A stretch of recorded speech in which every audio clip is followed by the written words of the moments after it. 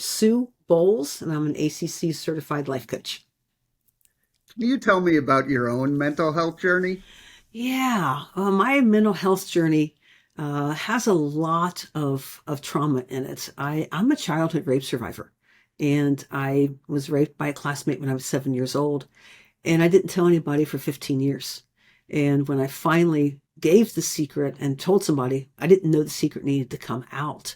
And then, so by then we have 15 years, you've got middle school, junior high, high school. So a lot of other things happened in that time as well. So by the time I finally told somebody, I didn't know how messed up I was. And there was so much else that had happened in between there. I actually didn't even actually deal with the trauma until 2014, over 4 decades after it happened.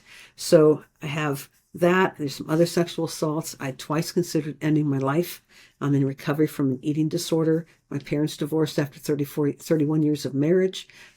Just all kinds of things that led me to believe the lie that I wasn't worth anything. And when I finally took a few critical steps to start reaching out, let other people into my life, and ultimately learn how to accept love and to realize that I am lovable, that started a whole chain reaction of events to where now I am with you talking about mental health to encourage others. I'm the founder of My Step Ahead, which is where under the umbrella organization under which I do my speaking and my life coaching and writing. And our message is you only have to be a step ahead to help the person behind you, because we all like to think we have to have it all figured out, whatever that means. And we're here to say that's not the truth. What was it like when you shared your story publicly for the first time? Oh, nerve wracking. Absolutely nerve wracking. It takes a lot to get to the point of being able to share your story.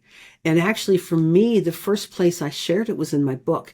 My first book is This Much I Know, The Space Between. It came out in 2019. That was the first time I had publicly shared my story. I had done a little bit of speaking at a local high school and some conferences and podcasts, but nothing like putting your story out there. Because up to the point in time when I was writing the book, some of my siblings didn't even know the full depth of the story.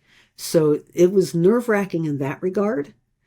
And at the same time, it was so absolutely freeing that now, I want to be for others what others were for me. And it's something I say frequently, is that the power of story and having the courage to share your story affects people that you may never meet. If I ever have the opportunity to tell Simone Biles in person the effect that her sharing her story had on me, that will be a lifelong goal and dream come true. Because when she shared her story, it gave me permission to share mine.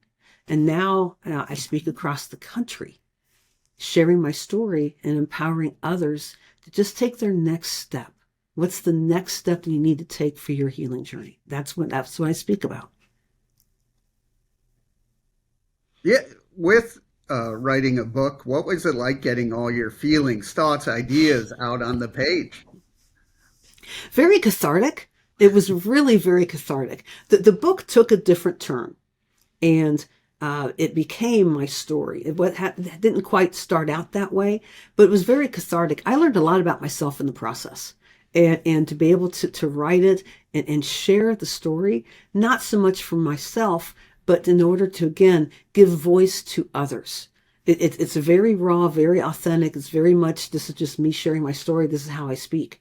And the feedback I have gotten is that it connects very strongly with people. I had one person say, I don't know if I want to hug you, throw the book away, or hit you. And because it struck them so deeply. And that is, as weird as that sounds, one of the greatest compliments for someone to say, it affected me so much that I don't know how I want to respond yet. That tells me that the message is getting out there, that they're seeing something and being challenged in their healing journey and realizing that they are worthy and they are worth experiencing healing and freedom.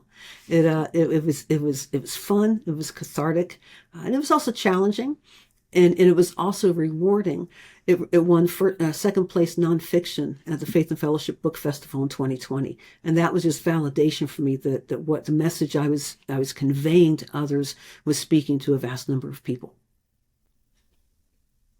As a life coach, what are some of your methods? I'm a very conversational, motivational interviewer, and use that term, so to speak, when I'm a life coach. I just had a client before we jumped on here, and what I focus on, my approach to things, is I want to know what the story is.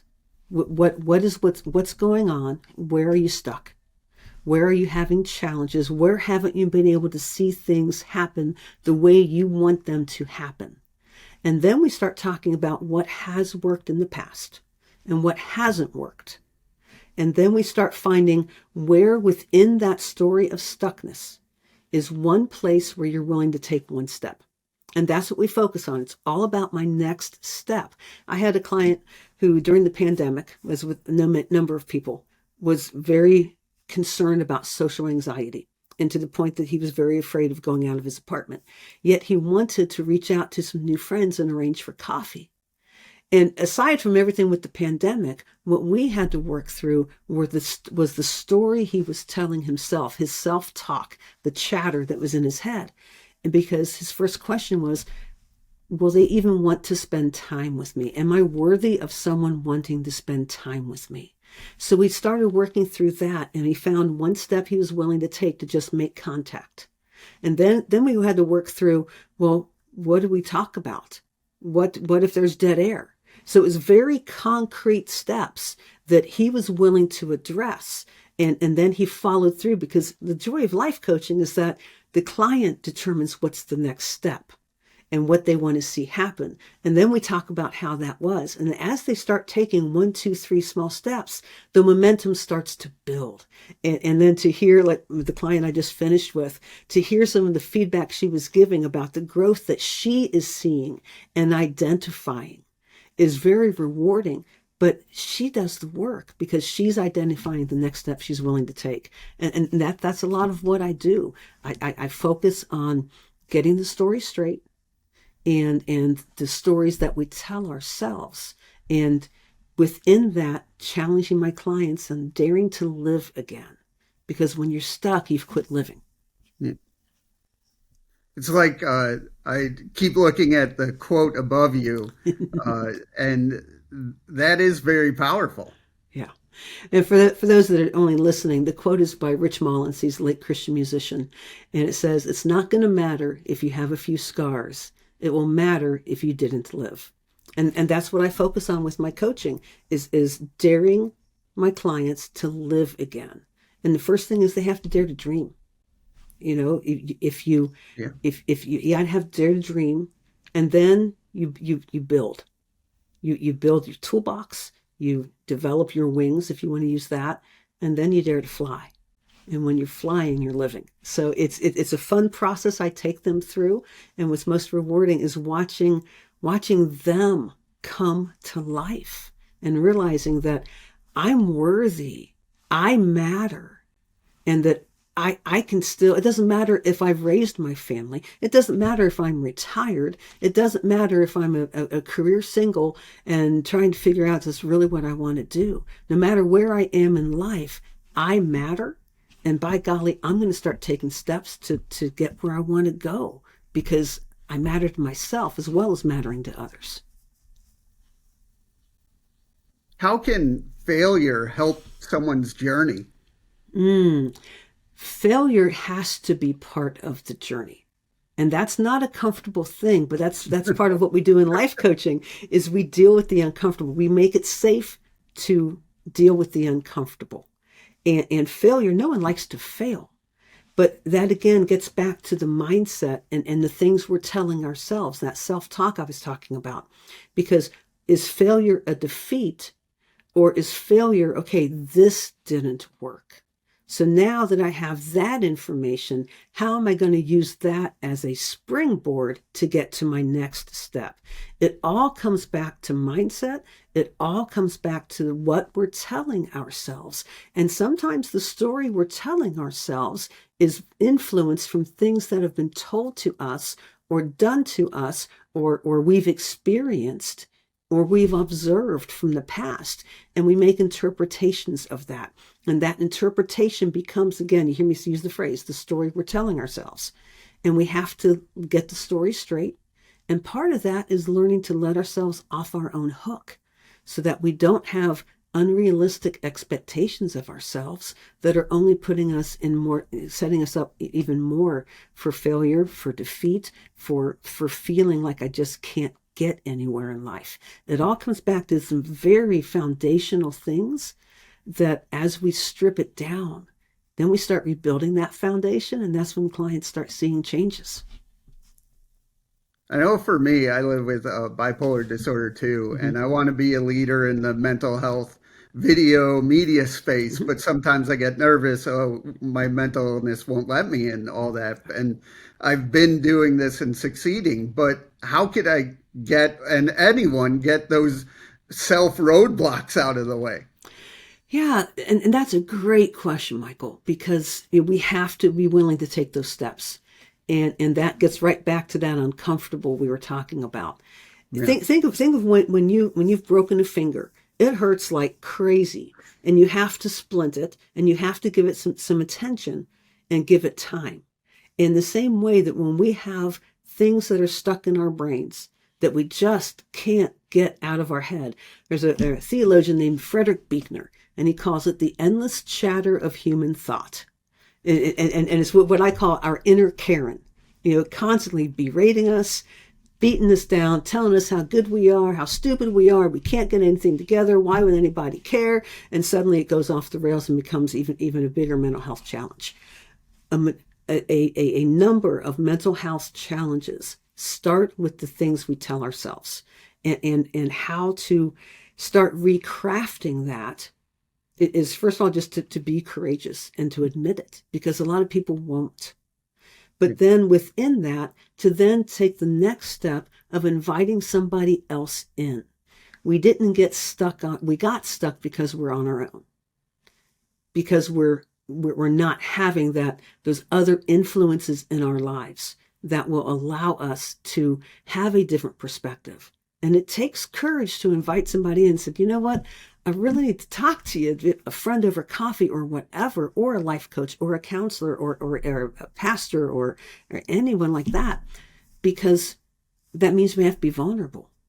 But that is the first step to be able to start rewriting the script in your mind, is to be able to verbalize it to somebody so that they can, and from an objective viewpoint, help you see it from other angles, and then start being able to evaluate those thoughts of where are they coming from, and what do you want to be, what's that gap, and what's the next step you're willing to develop that skill, develop that muscle to start talking more kindly to yourself, believing more in yourself, believing maybe what others have said to you, that chatter tells you, I just don't know if that's really true for me.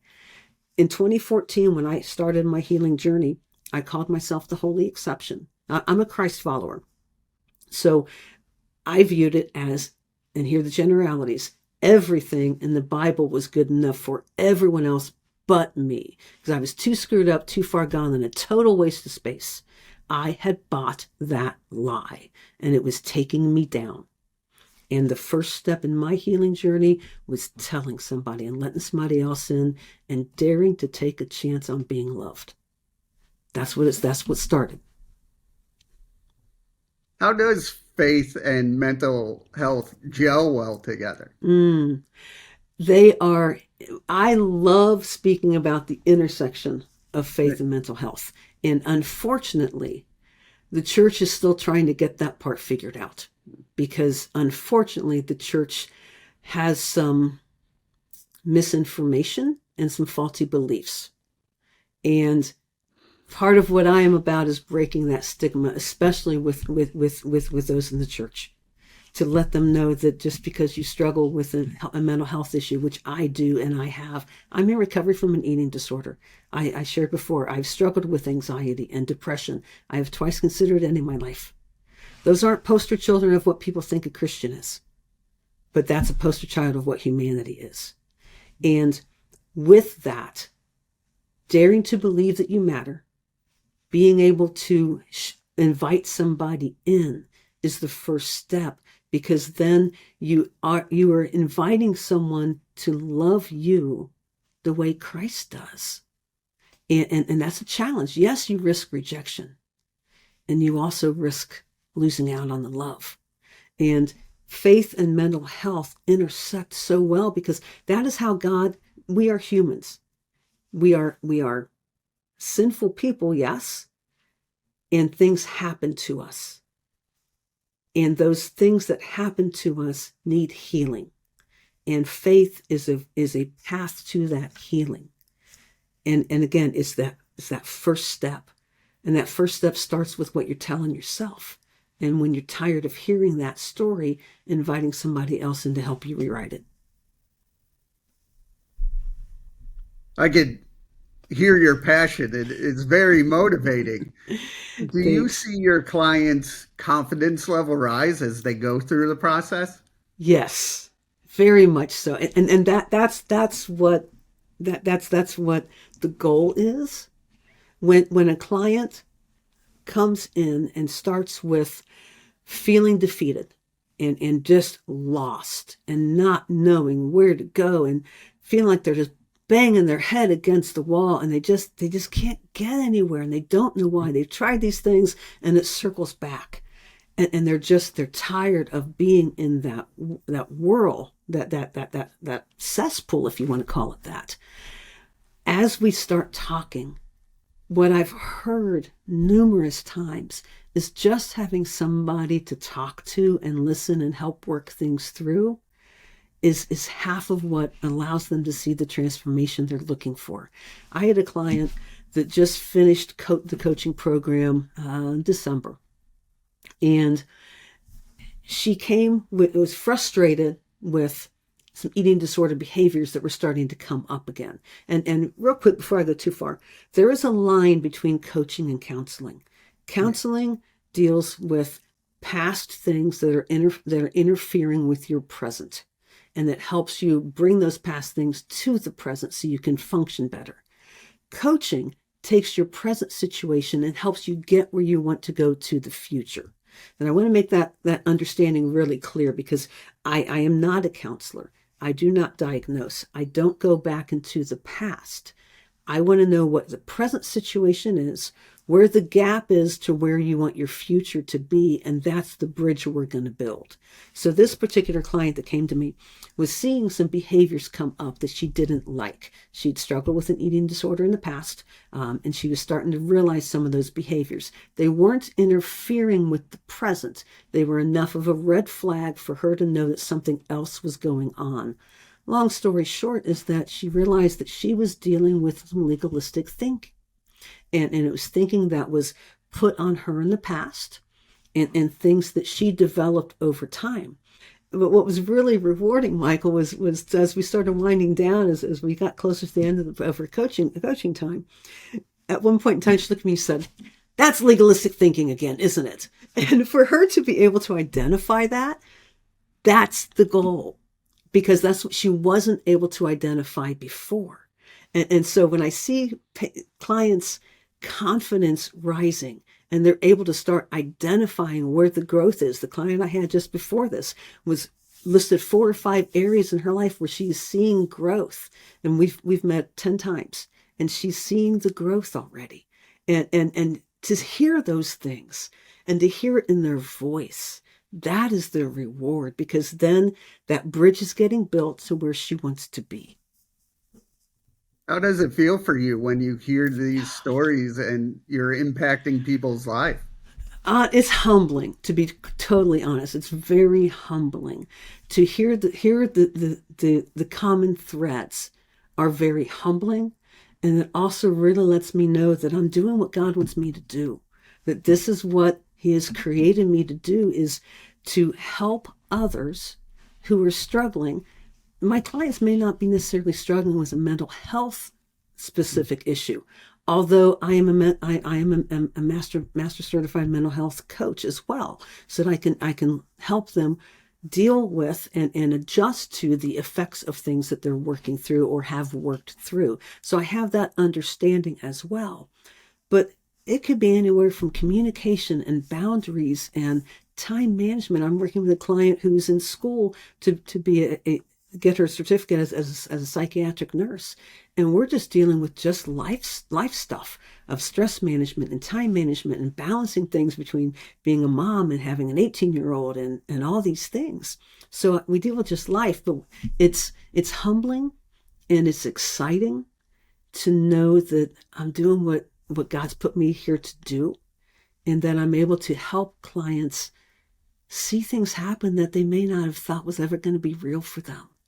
And they're living it now. That's the exciting part, is that they're living it. They're back to life. What do you do to help your own mental health? Great question, because I can't give what I don't have. And Right.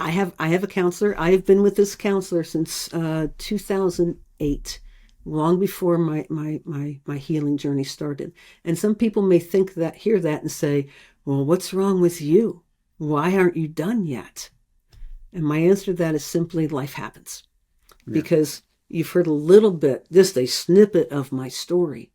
What kicked me calling her was that 3 years after a dear friend passed away, I was grieving her as if it was yesterday, and my eating disorder behaviors were coming back up.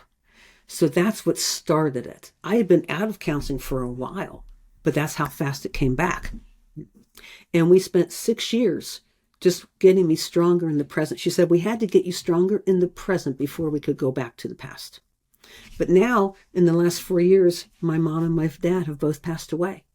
I was my mom's caregiver for the last 8 years of her life. She lived with me in the room I'm in now. This was where mom lived. So life happens. So I take care of my own mental well-being by, one, having my own counselor. I also still have a dietitian to help make sure I'm on track with my eating. I just met with her today as well. Just those things that I need to do to take care of me. Because if I don't take care of me and I'm trying to help others take care of themselves, I become a hypocrite. And I don't want that to happen. And the other thing I have is I have a strong community. There's a retreat program called Walking Stick Retreats. And it is through that retreat program that my healing journey started. And I have dear friendships with that group. We get together, we have retreats twice a year. So community and doing my own self-care are critical things that, yes, I work with my clients about, and I work with them because I'm living it as well. What would you say to anyone going through a tough time? First of all, know that you're seen, and know that you are heard. And if you don't know if anybody else would say that to you, I'm saying it to you. And if you don't know where to turn, Michael will have my contact information. You can go to my website at suebowles.com and reach out to me. I would be honored to hear your story. I would say that you are not alone. And I'm going to say it. Whoever is listening to this or watching this, who just feels that you're at the end of the rope, or you really don't know if life could ever change for you. You really don't know how to shut up the chatter in your brain. You don't know if you could really achieve the dreams that you have inside your heart, and you just don't know how to see become reality.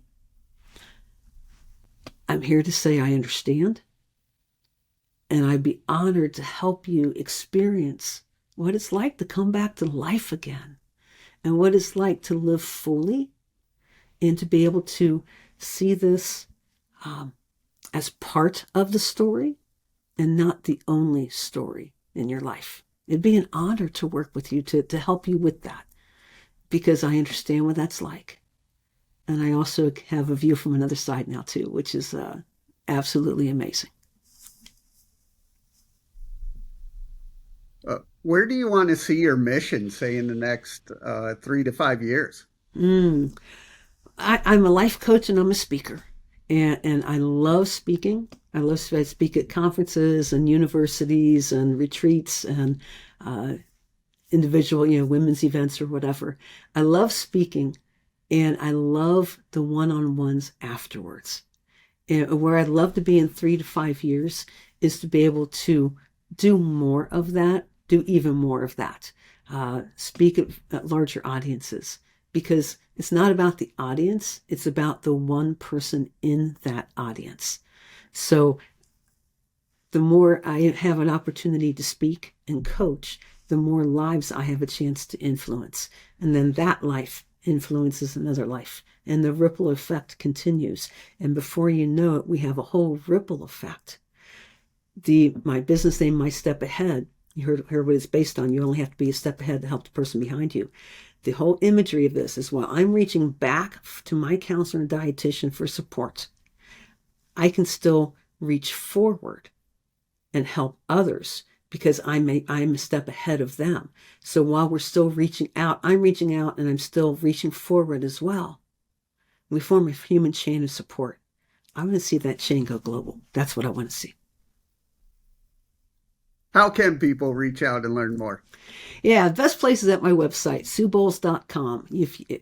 I have, in fact, if they want to go there, I have a free tip sheet. It's just 5 tips to help end the negativity, what I call the inner Karen, the chapters in your brain. It's a free downloadable PDF. You can click it and get right there on my website.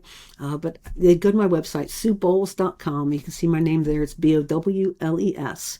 My books are on the website if you want to learn more about those. And if you're interested in coaching, you can reach out to me through that as well. But website's the best place, and I love to hear from people.